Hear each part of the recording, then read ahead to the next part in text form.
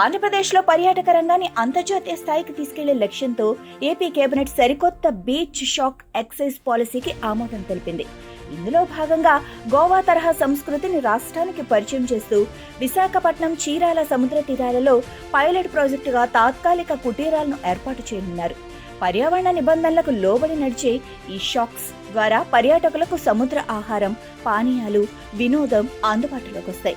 974 కిలోమీటర్ల సుదీర్ఘ తీర ప్రాంతం ఉన్న ఏపీలో ఈ విధానం పర్యాటక ఆదాయాన్ని పెంచడమే కాకుండా స్థానిక యువతకు పెద్దపీట వేస్తూ ఉపాధి అవకాశాలను సృష్టిస్తోంది.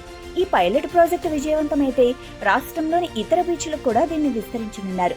ప్రభుత్వాలు ప్రత్యేక ఎక్సైజ్, టూరిజం పాలసీల ద్వారా వీటికి లైసెన్స్లు ఇవ్వనున్నారు.